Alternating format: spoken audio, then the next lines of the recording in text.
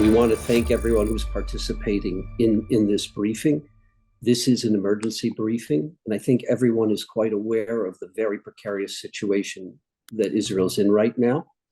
Iran and its 7 proxies, the ring of fire that they've created around Israel, the spider's web that they've enveloped Israel in. We've got 30,000 Shia militia in Syria, 30,000 in Western Iraq. The Hezbollah, which has well over 150,000 rockets, PGMs, all of this is aimed at Israel, not just in the passive sense, but Israel right now, for the last number of days, has been on high alert from attacks from Iran, Hezbollah, the Houthis in Yemen, and it's a very serious, very precarious situation. We want to thank Major General Nadav Padan, who's going to give us an analysis of the situation, an analysis of what we're looking at, what could be happening over the course of the next days, of the next weeks, and the situation vis-a-vis the Americans. And many of you know, you've been following the news. America has taken naval assets, has taken Air Force assets, placed them in the Arabian Gulf, placed them in the Mediterranean. And we want to hand it over right now to Major General Nadav Padan to give us an analysis, an insight into what we're looking at and what we should be looking forward to. Thank you, Steve. Before I'm starting, I just want to mention that I'm not the IDF spokesperson. So the thing that I'm saying and my assumption is my personal assumption, up to reading, up to speaking to the leadership in Israel and the way I understand it. We are in kind of cross, in kind of change at the development of the whole world. It's touched the all arenas of this conflict, from Gaza Strip to what happened in the north with Hezbollah, with the proxy of Iran in Lebanon, and with the other proxy in Iran itself. The 2 assassinations that occurred in the last few weeks, one by Israel, and Israel took responsibility in Beirut, and the other, nobody so far in Tehran took responsibility for the assassination of Hania, changed the way that the system of the war developed the last few weeks, and we're all in kind of lieutenant period of time waiting for the response of both the Iranian and Hezbollah. To understand the way it's gonna be developed, to my understanding, we have to understand the system. There is no will in Iran to get into full-scale direct conflict with Israel. Although we all remember what happened in April. It was a limited and controlled attack. When I'm saying limited, I'm speaking about limited geographically, limited by picking a military target and military and limited by quantities and the kind of tools that play in this attack. And also when it comes to Hezbollah, so far we are in kind of change developed that could be phases in 3 different ways. The 3 different options that stand in front of Hezbollah is to accelerate the going conflict that they have with us.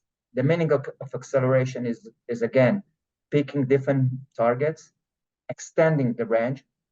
They already declared. I mean, the supreme leader himself, Nasrallah, declared that the people, the citizens of the city of Haifa and the area should be worried. And the history taught us that when Nasrallah declared that Haifa is a target, we are facing a launch of rocket out Haifa a few weeks or days afterward. So it could be acceleration of what we're facing right now. It could be kind of changing the rule of the game in a way that they'll pick different kind of strategic target and get closer to a situation that Israel will take it to a full-scale war. Um, and the last thing that Hezbollah could do is create kind of package, attack a specific target, achieving um, result by IDF soldier that gonna hit casualties and declare that this is the response. The way I understand it is already kind of try to fill the lines by sending drones to the Haifa Gulf. It's already happened to the city of Akko and even south to the city of Akko, to Naria and other places. He find a way to bypass the missile defense system of Israel by flying very low and very slow under the radar, literally. Part of the failure or the faults of rather the last few days and the amount of alert that the citizens of the North are facing is because the IDF tried to respond to those kind of methods. The response create a lot of falls, and that's part of the risk that we're managing at the North right now. So the one of you that follow all the alert in Israel have to understand that right now we have like 25, almost 30% false alarm because of this kind of challenge we're facing. Major General Padan, Yeah. so you're saying that Hezbollah already has changed the rules of war and that they're sending multiple drones to Haifa, to Akko, to other communities. And these drones, could you share with us the capabilities of these drones? And could you share with us what they're asking the Israeli civilians in these communities to do when the drones enter? So but I have variety kind of drones. The drones that been able to penetrate the system are almost the most stupid kind of drone. It's a small drone, like 4 or 5 feet long, that carry a warhead of around 5 to 6 kilos, depend on the range. It's always balanced between the range and the amount of and the size of the warhead. And a drone like that could hit a car and destroy it, could hit a light building and destroy it. It could penetrate through window to apartment and kill everybody inside the apartment. And in some cases, we asked the people of the north part of Israel to be close to shelters and not to gather in places and make sure that they can respond to alert in a few seconds. The whole area of the north, from Haifa to the border with Lebanon, are in kind of stress right now, waiting for the response. And part of the thing that works for the Iranian and for Hezbollah is playing with the mental situation in Israel by accelerating this latent gap between the assassination and the response. So all the citizens of Israel will be under a lot of pressure. And so I've spoke about the three options that are in front of the proxy in Lebanon, in front of Hezbollah. And what was seeing in the other proxies in Iraq, in Syria, and in the Houthis in Yemen, they are all kind of a coordinating thing with the Iranian and try to be ready for the call for the day.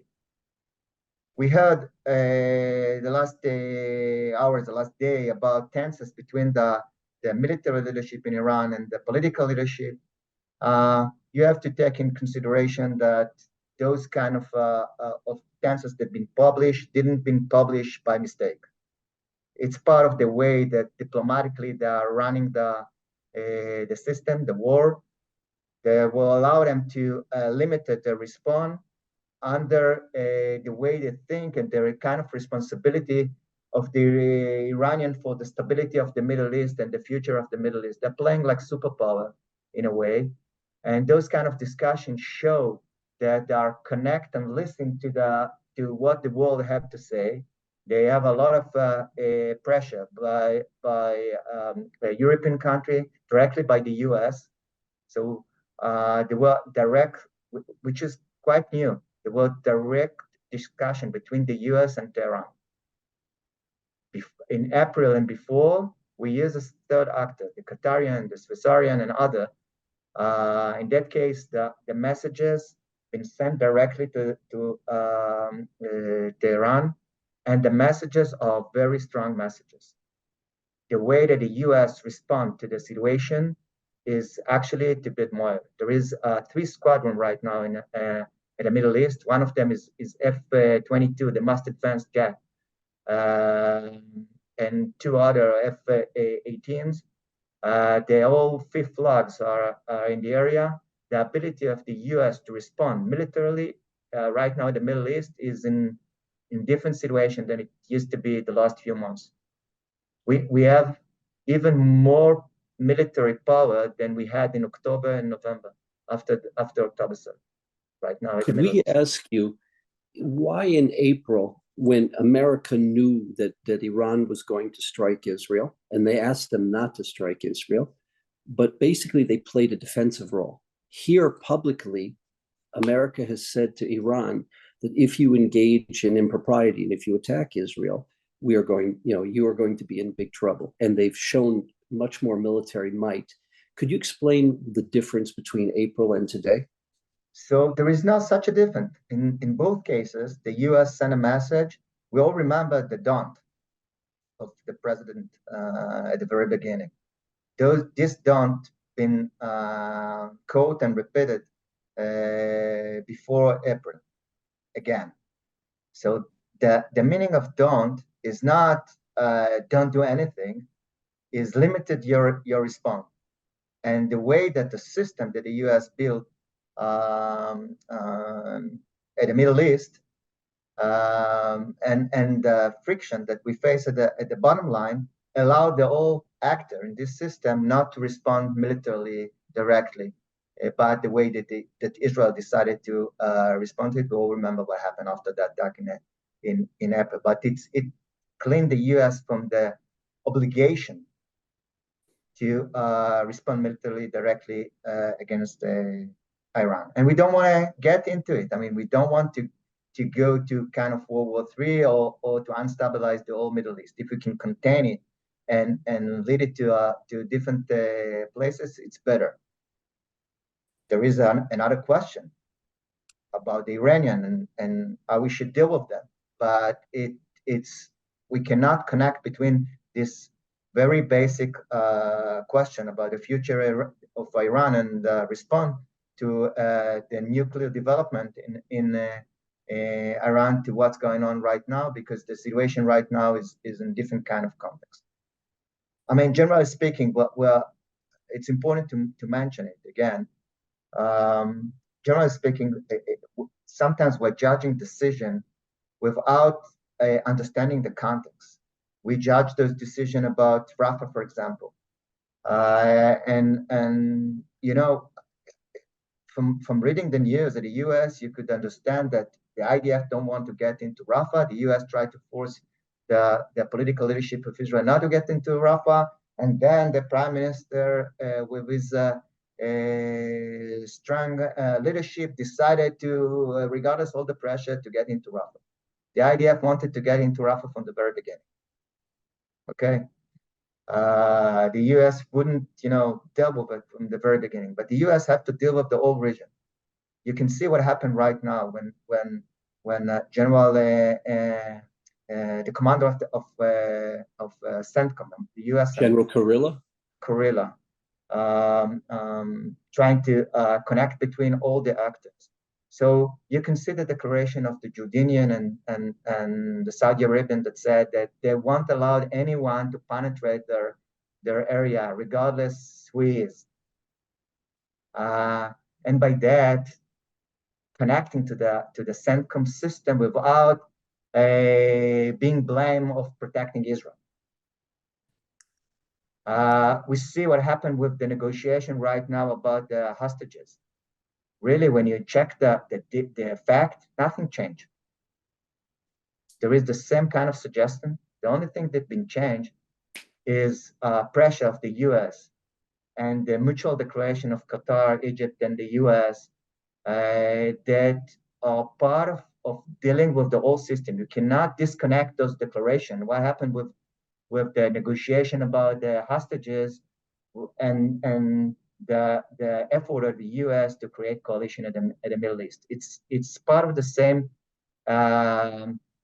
system. And by the way, those systems project course and ability toward the eastern axis, or the axis of evil that run by the Iranian. They see that this declaration is not only to the ears of Hamas and Israel, it's also to the ears of Tehran. Look, we are connected. There is a coalition here. We can defend ourselves. We are here to make sure that your vision to change the Middle East, to take over the moderate countries at the Middle East, won't happen.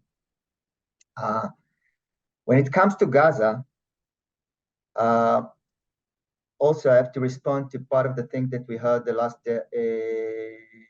few days at the news, and after Gaza, we'll go back to what I'm assuming or predict that we're going to face the next few days. In Gaza, generally speaking, the operation continues with the same kind of effort. There is 3 divisions. One that continue and accelerate the operation at the Rafah area and the Philadelphia corridor, the border between Gaza Strip and Egypt. The other one controlled the old Israeli road to what used to be the settlement Netzarim, and in a way divided the north part of Gaza Strip from the center to south. The tunnel that been published at the CNN and Fox News yesterday, those 3-kilometer tunnel been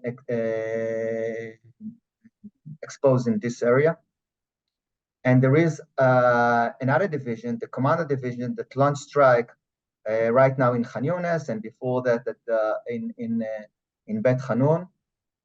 We see a lot of effort of Hamas to recover, to try to launch rocket toward the state of Israel. In the last 2 weeks, there were almost 50 launch of rocket and mortars, which is something to be worried about. And part of the operation, the response in Bet Hanun and in the north part of Gaza Strip is because of those launching.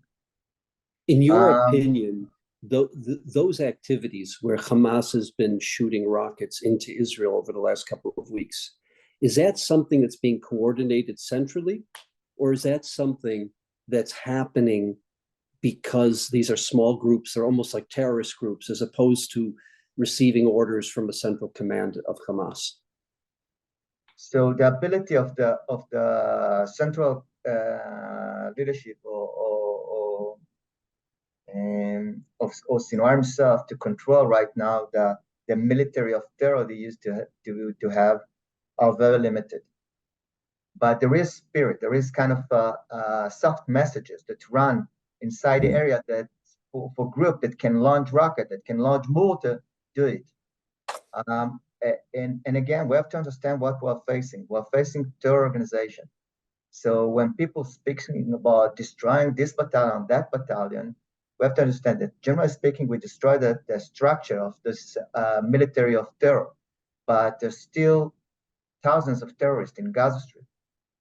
The way terror act is not by creating lines of defense, is by hiding and sending small group that can act as guerrilla or as terror and attack the soldier and then run away and hide again at the subterranean or in shelters in other places. The friction and part of the attack that you saw the last few days is because the IDF getting better and better with the accuracy and with this surgical pinpoint operation, even inside those shelter areas, targeting terrorists without creating collateral damages.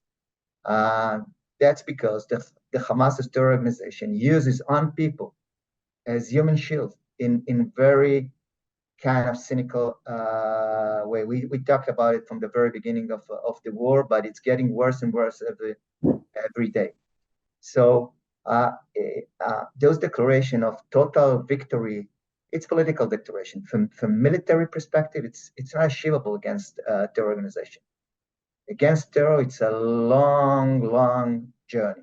And as we said before, the journey gonna change its pattern and its method over time. And I would say it again, that the idea when it comes to fighting terror group is to create freedom of operation, the same kind of freedom of operation we have in Judea and Samaria. So operation that launch right now with those 3 divisions, going to be launched next year by 3 brigades and then by 3 battalions, then by special forces in a few years from now. But the war against Hamas won't be end. And it won't be end with kind of binary situation of total victory that the Hamas will get out with white flag, or the leadership of Hamas will immigrate himself out of Gaza Strip. It's not going to happen. And it's not because I'm soft. I think that Israel have to fight Hamas very aggressively for the next few years. We cannot allow ourselves to let them rebuild themselves, and we cannot allow ourselves to have forces even 10 times smaller than what they had before October 7th. So it's an ongoing war, and we have to be strong and understand the journey. It's a long journey. But to my belief, when we get to the next phase of the war, we could be able to rebuild the communities that used to live at the Gaza envelope, and rebuild the community that used to live along the border with Lebanon, parallel to the continuance of the war against this terror group.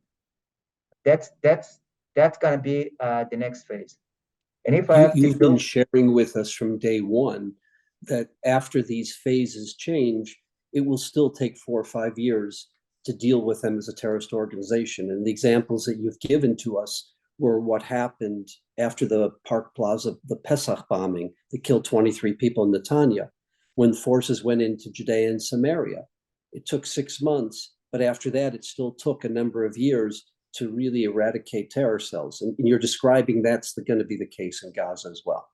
Definitely. And again, in war, each side declare victory, and each side create his own story, his own narrative for the war.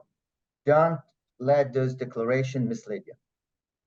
It's a long journey, and for us, by the way, as FIDF, it's kind of a recalculate or navigating to different kind of support for the next years to come.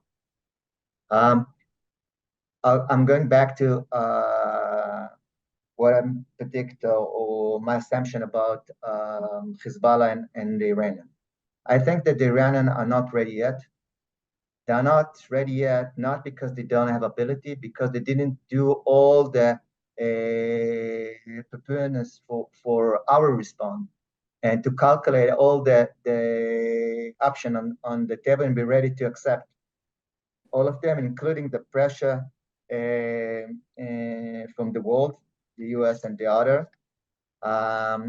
And they trying to achieve a response that could be catch as a strong response, that they won't let Israel to humiliate them at the capital of Iran, in Tehran.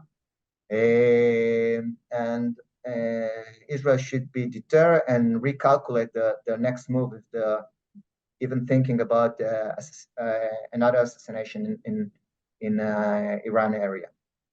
That's the message. Without taking the whole region to instability, and without crossing the threshold of war. It's very easy to say it. It's very complicated to plan it and to operate it. And as far as I understand, they are not ready. And having said that, they're not suffering from the fact that Israel is under a lot of pressure. It's work for them. With Hezbollah, I think we're going to see the attack in a few days. I thought it's going to be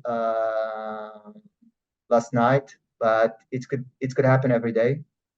They're almost ready.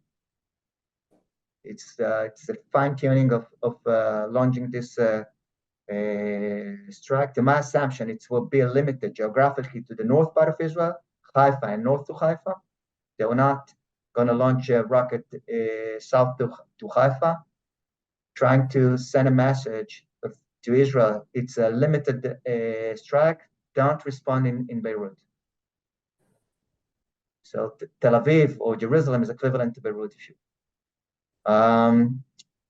And they will pick military target by declaration. Doesn't mean that they won't hit civilians. That's the story that they tell, by the way. After they're launching those anti-tank missile tower, the buildings of the settlements at the kibbutzim along the border, is the citizen withdraw from the kibbutzim and the settlement along the border, and those buildings been taken by the IDF, and now it's a military base. But the story of Hezbollah, that they are attacking only military, they're not attacking civilians so far.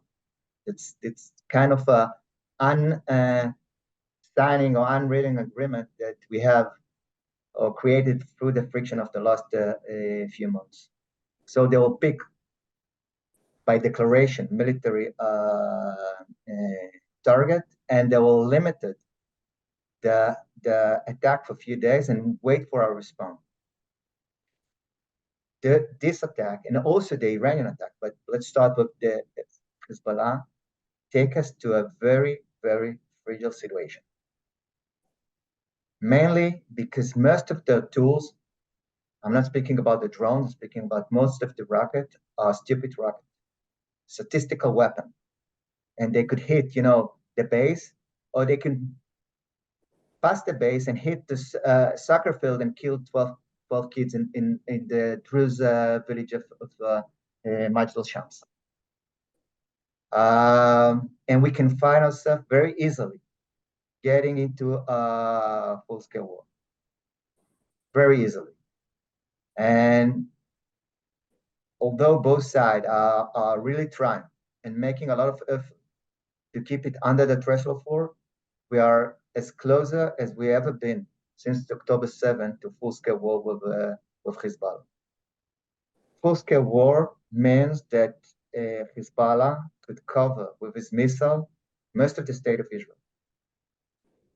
The north-south of Israel, center of Israel, definitely the north, with quantities and amount of rocket and missile that are bigger than most of the European country, the Western European country altogether.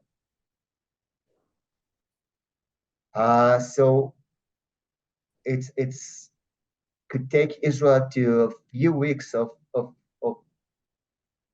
struggling with being in shelter, with dealing with recovering and protecting our main center of gravity, like the energy factory, like the communication and transportation center of gravity of Israel, and so far and so on. Israel, for the last few months and specifically the last week, are deep into the preparation. We're not hearing about it because we don't want to scare the people of Israel. And if you heard the Minister of Defense, Gallant, declaration, he said that we'll inform the people how to react when the time will come. And just the only direction that the most of the citizens of Israel got so far is to prepare the shelter, prepare food, water, energy for a few weeks if it will be needed. Hopefully it won't, but it could be. That's what we're facing. So definitely we're about to face increase at the level of friction, and we'll have to face situation that could very easily take us to a full-scale war. That's what the near future. In your opinion, do you feel that there will be a coordinated attack? You described what you think Hezbollah will be doing, specifically targeting the north, targeting military facilities. Do you believe that will be coordinated with attacks by Iran and its proxies at the same time that will target other parts of the country? When it comes to the Iranian, definitely. The way that working on it is coordinating between all the proxies. When it comes to Hezbollah, there is some certain of coordination. We have to remember that part of the instructor and commander at the Shia militia in Syria are Hezbollah officers or leaders. Some of the guys that instruct the Houthis in Yemen are Hezbollah instructors. So they have representatives in other proxies. So I truly believe, I have all the reason to believe that there will be certain amount of coordination when it comes to the Hezbollah attack, but Hezbollah want the attack to be separate from the Iranian response, because their dignity and their leadership want to be the one that respond to the assassination of Shukr. Shukr is definitely was the military or terror leader of this organization for the last few weeks, and his lost really shake the structure of this the leadership of the organization, and they want to take responsibility for the response for his assassination separately from the response of the Iranian, which they will be part of later on.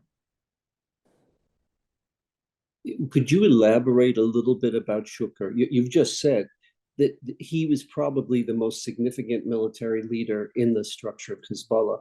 Can you share with us a little bit about his history vis-a-vis the Marine base in Beirut, other wars against Israel, and what he actually controlled? Yeah, Shukr is one of the lay leaders of Hamas for a very, very long time. And he is wanted by the Western Europe countries, wanted by the US. And he wanted because all over the years, he was responsible for planning and launching terror attack in Lebanon and other places. One of them is the attack against the Marines base, and therefore he was wanted by the US. This attack, to remind us, killed 207 Marine Corps in Beirut. This guy, for the last 10 years, is in a way the supreme terror leader of Hezbollah. Hezbollah actually had two heads. One is kind of political movement that are part of the parliament in Lebanon and leading the people of Lebanon in a way, and the other is military of terror organization. The supreme leader of Hezbollah is Nasrallah, Hassan Nasrallah. Hassan Nasrallah have no background in military planning, terror planning. Is the head of terror organization, but it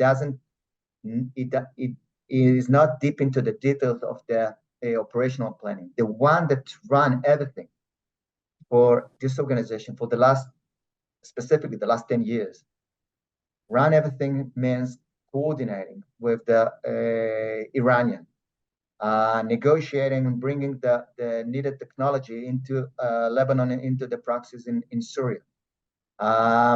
Coordinating all the delivery of this excess of evil from Iran through Iraq, Syria to Lebanon, managing the forces and build the forces of this terror organization along the border with Israel and most of their terror effort around the world.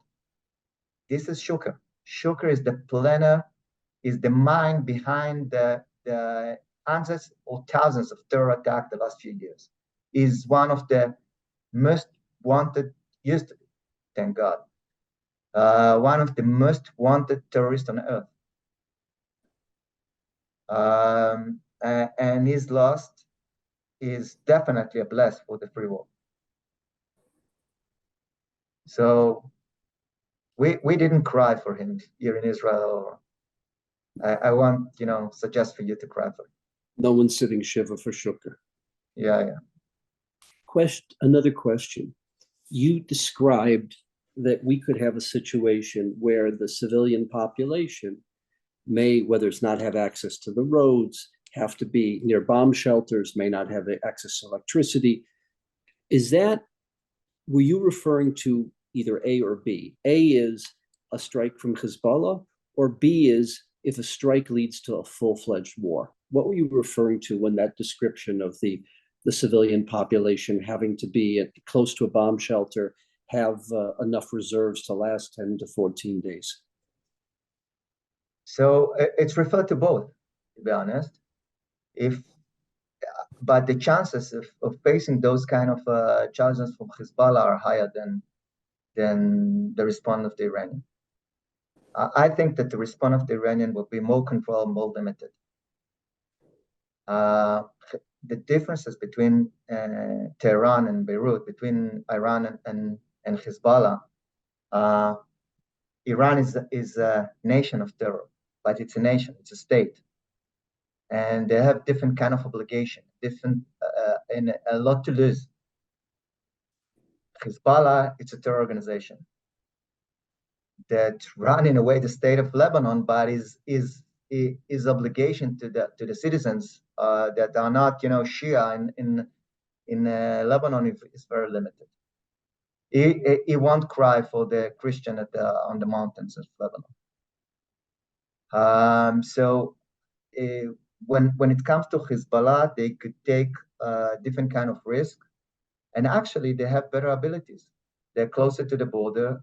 The ability of our defense system, to block everything that's been launched from Lebanon toward Israel is limited, and we have less time. Simple as that. So in the event that something happens where this leads to a breakout of a war, how do you see that war playing itself out? So the way it's going to be developed, unfortunately, it's a stupid way. Stupid way is the method of two fat guys that sit in the arena, each one punching his time and waiting for the other to respond. Very similar to what we faced at the Second War in Lebanon in 2006. It started with terror attack at the west side of the border and the kidnap of our soldiers. Israel respond, Hezbollah respond. Israel respond, and it took us 36 days to get into the 1701 agreement with a lot of pressure of the UN and others. When both sides are dealing with keeping themselves under the threshold of war, are not willing to go all around, and are want to have a strong story that will help to build a deter later on after the end of the war, it's a very, very fragile system, very fragile situation that take us to a kind of stupid kind of war. Stupid kind of war means that there will be no kind of surprise of division that will go all over and bypass the front line and land at north to Beirut and change the pattern of the war. Nobody plans operation like that right now because we're trying to keep it under the threshold of war. Under the threshold of war is the meaning of it is creation of very, very strong limitation, because when you start maneuvering on the ground, you cannot make fast decisions. It takes days, sometimes weeks, to stop the momentum of the war. When it's just launching a rocket or striking with the Israeli Air Force, it could be stopped in hours. So in a way, to my understanding, that's what we're gonna face. They'll strike rocket, we'll strike with our Air Force and our rocket and artillery. And if there'll be ground maneuvers, it will be very, very limited maneuver close to the border just to change the pattern of the border. destroy the very front post along the border with Israel. It will be very, very limited. That's the way I see it. Earlier, you said that we should be anticipating some kind of response from Iran in the next few days. Would you say that that probably will be the case with Hezbollah from the north, from Lebanon as well? Yes. When the Iranian will attack, it will be coordinated with all the proxies, including Hezbollah. What I've said that when it comes to the Iranian attack, it will be coordinated with all the proxies. When it comes to the Hezbollah attack, it will be leading by Hezbollah to show that they are the one that's responding and reacting to the assassination of Shukr.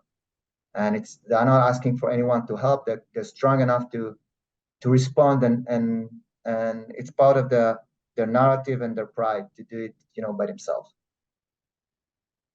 And the idea of that they've been doing over the last few days, which has really taken this to a new level, of sending these drones into Haifa, sending drones into Akko, places that they had never attacked until this week. Is that's the prelude to what will happen in the next few days? How do you see it? I see it as in two ways. First of all, I'm going back to the speech of Nasrallah. Nasrallah said two things, which is from all the things that he said, that those are the two most important parts. One have already been mentioned, that the citizens of Haifa and the area of Haifa have to be careful. In a way, mark the new geographic line. And the other thing he said, that this attack against Shukr changed the rule of the game. What's the meaning of it? We already see the friction we're facing the last few days is acceleration of the ongoing friction, but it's also kind of study cases that they are trying new kind of method and technology, and they're learning the weakness, the weak chains and the weak part and the backdoor of our defense system. For example, the drone that attacked at the Haifa Bay has been mentioned. It's the most stupid drone that flew very low, close to the water, along the shore, under the radars, literally, and then it, just turned in 90 degrees toward the Gulf when it crossed the city of Akko. And our system didn't, monitor it, didn't deter it.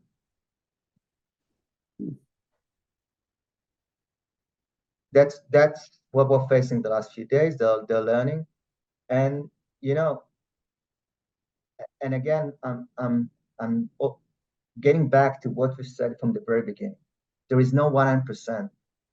Although the missile defense system of Israel and the coordination with CENTCOM is amazing, there is no such a defense in any other place on earth, even not in the US. But even those kind of skills, ability, and technology have no 100% interceptions. So even if we reach to 98, 95% of interceptions, those 5% could be few thousands of rockets that are going to hit target and create a lot of damages and casualties.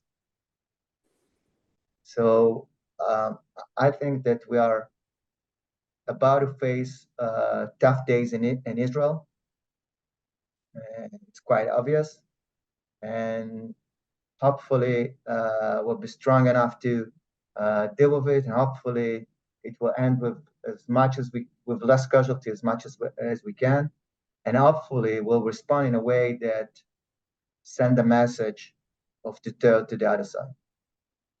One last question, and that is, we have the naval strike forces, we have the Air Force, as you mentioned, the F-22s, the F-18s coming from the United States.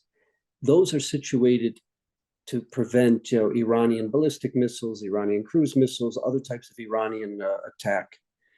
Do you see that there will be a need to use American assets to shoot down rockets coming from Hezbollah from the north?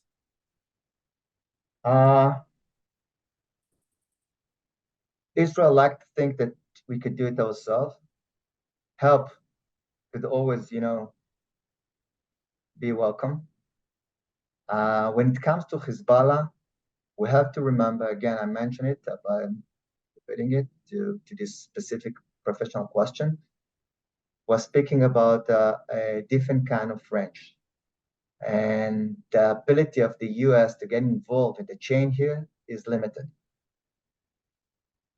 When it comes to a few seconds of response, the coordination between two forces is very, very complicated. When it comes to the Iranian, we can, separate the defense area to different polygon, and each force and each party take responsible for different kind of polygon and different kind of tools. When it comes to Lebanon, it takes a few seconds for a rocket to cross the border, so it's a lot harder to coordinate things. But I mean, when it comes to a middle range and long range missile launching north to Beirut, maybe it could work.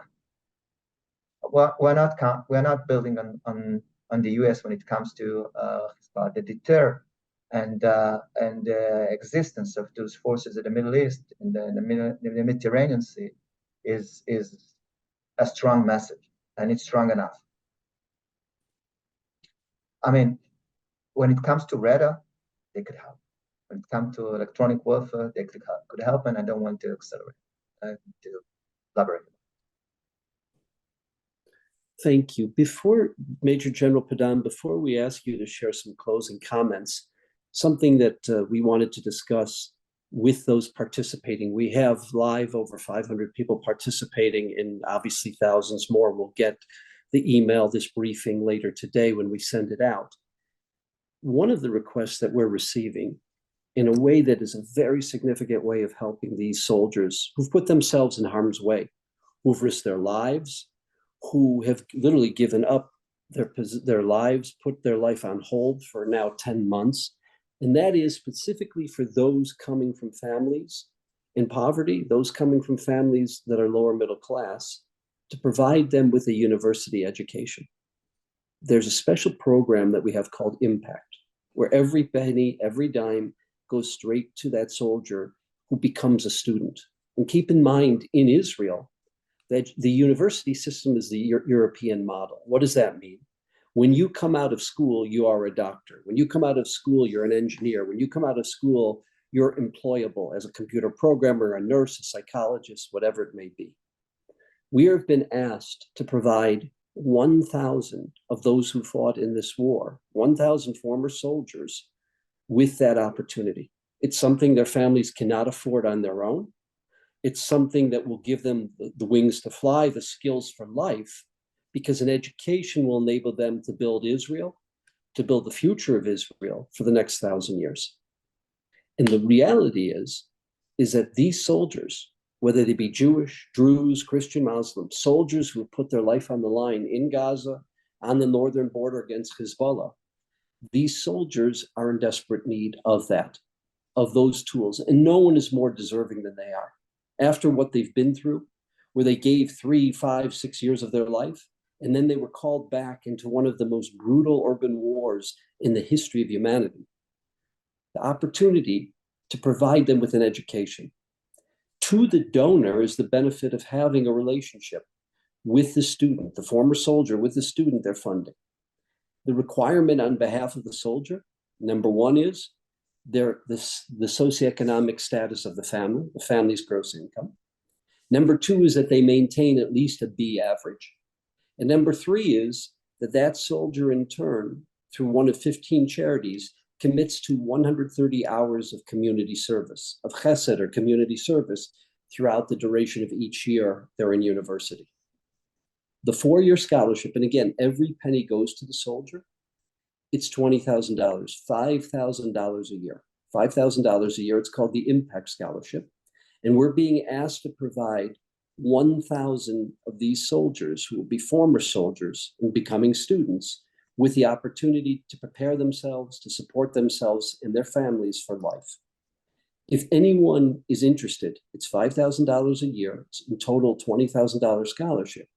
If anyone is interested in helping us in adopting a student, adopting a former soldier, please email me, steve.weil, steve.weil at FIDF.org, steve.weil at FIDF.org. We're looking for sponsors. And again, the benefit to the donor, as well as literally building Israel, building the future of the nation, the benefit to the donor is they will also have a personal relationship with the student. They'll receive 2 letters a year, updates. And in many cases, when they go to Israel, they spend time with their student. They have a WhatsApp relationship with the student. It's something that we're being asked to do. And it's something that we feel is one of the greatest acts of gratitude, one of the greatest acts of appreciation for these young men and young women who've put their lives on the line. And it's a way of building in Israel that, God willing, will live for many, many generations, for many decades, for many millennia. General Padan, Major General Padan, please, if you would share with us some last thoughts. So I will continue with what you just started about our journey as FIDF and the significant importance of what we're doing specifically at the nearest future. I mean, definitely there's going to be acceleration of all the needs to support the well-being of the soldier. Secondly, if it's going to be developed to a less limited or full-scale war, the meaning of it that we'll have to ask for more reservists to come to serve, and that's accelerate the quantities and the kind of challenges that we're going to face. We're going to have to support extra 300,000 or 400,000 soldiers. And then the two last thing that I would mention is that, and we start working on it, is dealing with 2 main challenges right now in Israel. One run by the Home Front Command. The Home Front Command responsible in Israel for the preparation of the people to defend the citizens of Israel and to coordinate between the first responder and specifically the IDF and the mayors and the cities. We want to help them be ready when it comes to search and rescue, when it comes to giving medical support in the field. And with that, I will continue to the last thing we'll have to deal with is the medical support. We saw it at the very beginning of the war when the hospital been filled with hundreds and thousands of wounded civilian and wounded soldiers. There were lack of drugs and lack of blood plasma and other, and the IDF had to open all his emergency storages. When it comes to full-scale war, we're going to face it again. Over the last few months, the IDF prepared the storages and make sure that we are ready to welcome those kind of challenges. But we as FIDF could be a huge help here with bypass obstacle, with responding in short time as the war will need during the develop. So if I have to wrap it up, I totally agree with what you said about the least we can do for the soldiers that already fought for the last few months in Gaza Strip and starting their life, recovering from what they face in the war when it comes to counter PTSD, when it comes to open the door for basic education and help them go back to life and build themselves. And it's true for the acceleration of the needs to support the IDF when it comes to hundreds of reservists, Home Front Command, and medical care. That's going to be the next charge from the FIDF perspective, and the leadership of the FIDF going to fly next week to Israel to coordinate things and make sure that we are ready to coordinate with those needs and connect to our ability to support it. And for those participating, the more than $200 million we've committed to this war through the emergency campaign, tens of millions of dollars went for medical equipment, EKGs, X-ray machines, 75 of those unique ambulances that were produced here in Indiana by GMC and Dusseldorf by Mercedes, field hospitals, if you remember the days of Alan Alda and MASH, field hospitals that we've got now that are literally established all over the country, preparing for this Hezbollah war, the equipment, the medical equipment needed in all of those field hospitals, and the list goes on and on. We produced literally over tens and tens of millions of dollars of emergency medical equipment. And what Major General Padan is saying is we're going to be asked to do more in the event that there's a war against Hezbollah. To all those participating, we thank you. We want to wish you a Shabbat Shalom. It should be peace for Israel, safety for Israelis, and we want to wish everyone a very cathartic, meaningful, powerful Tisha B'Av. This is the time of year, the 9 days, when all Jews across the world are reliving the tragedies, are in mourning. And this year, as we relive the tragedies and as we mourn, we're mourning October 7th, the aftermath of October 7th, and as well the 335 soldiers who have fallen between that horrific day, the Black Sabbath, the Black Simchas Torah, that have fallen since then in the war to bring peace to Israel in the Gaza. Wishing everyone a Shabbat Shalom. Shabbat Shalom.